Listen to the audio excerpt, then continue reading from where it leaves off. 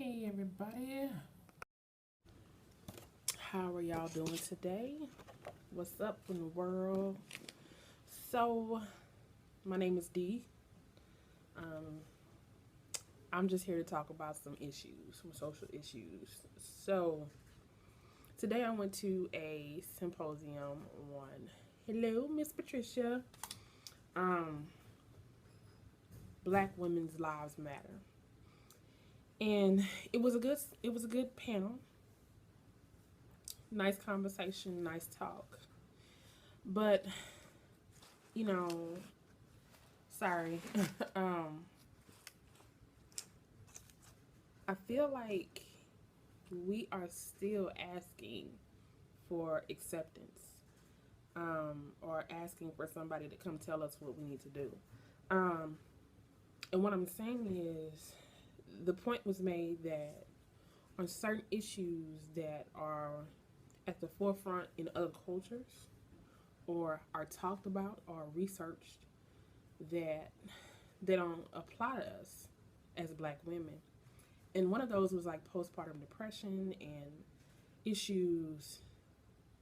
Yes, ma'am. On At the university where I work, they had a Black Women's Lives Matter hashtag panel today. Um, and two things that came up for me. Let me get my notes because it was just like I was trying to take notes. And my one thing was, why aren't we researching ourselves? There we are plentiful in academia, and it's like we still waiting for somebody to come tell us our story. And I feel like it's enough of us in academia to tell our story. So if there's no research on postpartum depression in African American women, then why are we researching it ourselves? Instead of, like I said earlier, waiting on somebody to come tell us our story. So that was one thing that I took away from it.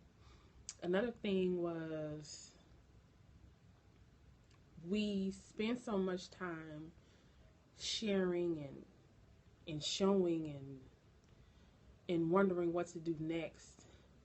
But I feel like now it's like we need to stop talking so much and just start doing and start making our voices heard without somebody listening or somebody telling us it's okay, you can go ahead and do it.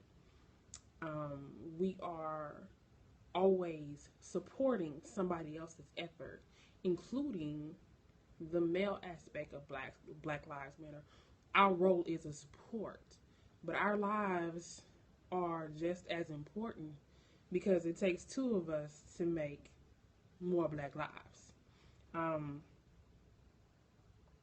It's so many things that I was thinking about as I was listening to the panel speakers, and it was a wide range. It was of age on the panel. You have your people who have been in the struggle, so to say, from a while ago, and then there was a young lady that she is currently in college, and her perspective was, we have technology now, and we get to share more. We get the word out more, but there's still that lack of action. We're still waiting for somebody to come. This is how I feel.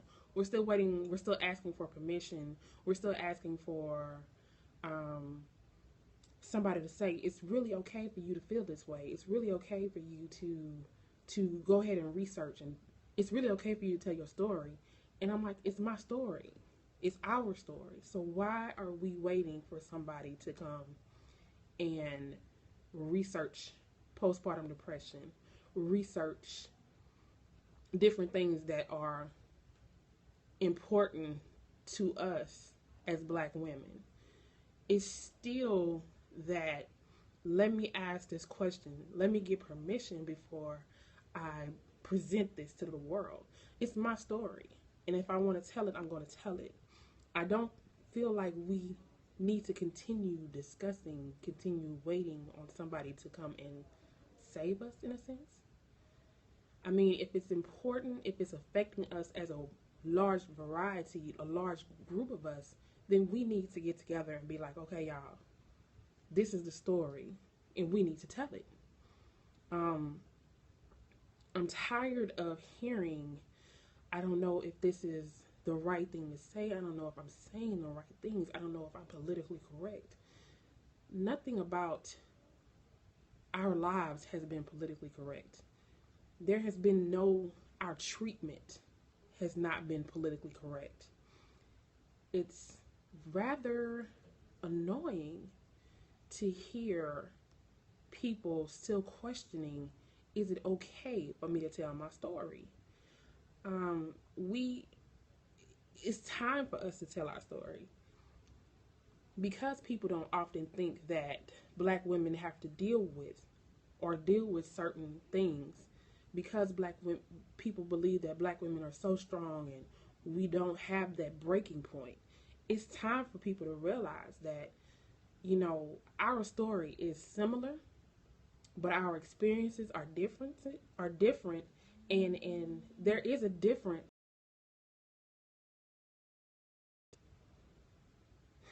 I don't know. I just felt like it was still too nice. We were still being too nice. The dialogue was still too nice.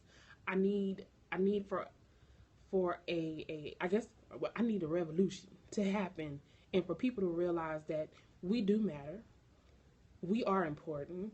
Our lives are important because we are still the mother to the next generation, and we still have to show them that we can be strong and tell our story and not offend or not. Who cares? Let me take that back. I ain't worried about offending anybody when I'm telling my story. My story is my story, and you need to understand that this is my life, and my life is affected by police brutality as well as my young men. I am a mother of 3 boys. I am fearful for them all the time. But at the same time, I'm still fearful for myself because I'm still an African-American woman. I'm still perceived as an angry black woman. My attitude on any given day could be bad, or in my encounter with a person in law could result in me getting hurt or in jail for no reason. But nobody wants to hear that until we have the stories of Sandra Bland. And I think we got to stop asking for permission and just tell our story, because our story deserves to be heard. That's all I got for today. Thank y'all for joining. I will check y'all later.